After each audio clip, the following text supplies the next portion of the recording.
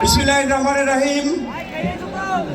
আজকের এই ঐতিহাসিক জাতীয় সমাবেশের সম্মানিত সভাপতি জামায়াত ইসলামীর আমির ডাক্তার শফিকুর রহমান, মঞ্চে উপস্থিত অন্যান্য জাতীয় নেতৃবৃন্দ এবং আমার সামনে আগত সারা বাংলাদেশ থেকে জামায়াত ইসলামের নেতা কর্মী ভাই, সবাইকে আমার দল গণ অধিকার পরিষদের পক্ষ থেকে সালাম এবং শুভেচ্ছা জানাচ্ছি। আসসালামু আলাইকুম। প্রিয় বন্ধুগণ, আপনাদেরকে একটি কথা স্মরণ করিয়ে দিতে চাই। আপনারা যদি ইসলামী রাজনীতি করেন, ইসলামী মূল্যবোধকে সামনে রেখে কথা বলেন, নিশ্চয়ই আপনারা জানেন আল্লাহ তাআলা মানুষকে ধন সম্পদ এবং ক্ষমতা দিয়ে এবং নিয়ে পরীক্ষা করে। গত 16 বছরে আমাদের কাছ থেকে আল্লাহ তাআলা নিয়েছেন, আমাদের ধৈর্যের পরীক্ষা নিয়েছেন। আমরা সেই পরীক্ষায় উত্তীর্ণ হয়েছি বলেই আমাদেরকে এই রহমতের জুলাই উপহার দিয়েছিলেন। সেই জুলাইয়ে আমরা বাংলাদেশের মানুষের উপরে চেপে থাকা দৈত্য দানবের মতো 16 বছরের ফাঁসিবাদকে পরাজিত করেছি। কিন্তু আমরা ওই যে আপনার হাদিস আছে, বিপদ কেটে গেলে মানুষ উৎফুল্ল হয়, অহংকারী হয়। তাই আমরা দেখতে পাচ্ছি এই গণ অভ্যুত্থানে আমাদের অংশীজনেরা মজলুম রাজকে উৎফুল্ল অহংকারী হয়ে জালিম হয়ে উঠছে।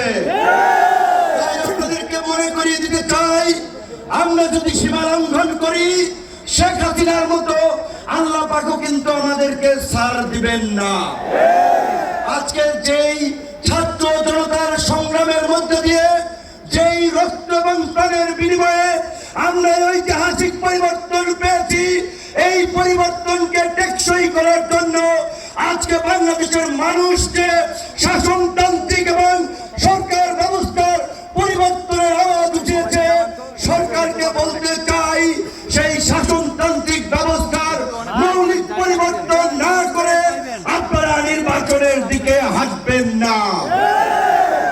নির্বাচনের আগে সমস্ত রাজনৈতিক দল যেন নির্বিঘ্নে প্রচারণা করতে পারে, নিরপেক্ষ একটি প্রশাসনিক এবং রাষ্ট্র ব্যবস্থা থাকে, সেই লেভেল প্লেইং ফিল্ড নিশ্চিত করতে হবে, যাকে আজকের এই সমাবেশের একটি দাবি।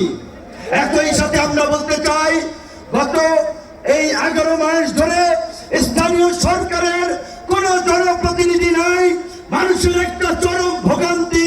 তাই অনতিবিলম্বে স্থানীয় সরকার নির্বাচনের মধ্য দিয়ে জনগণের এই দুর্ভোগ লাঘব করেন। আমার ভাই, আমার সহকর্মী, সহযোদ্ধা বন্ধু জাহিদুল ইসলাম বলেছে, আমিও তার সাথে একাত্মতা পোষণ করে বলতে চাই।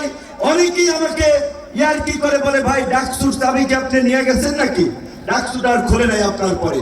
তো আমি বলতে চাই, ডাকসু সহ সকল ছাত্র সংসদ নির্বাচনের মধ্যে দিয়ে ছাত্র রাজনীতিতে একটি গুণগত পরিবর্তনের ধারা এই সরকারকে শুরু করতে হবে।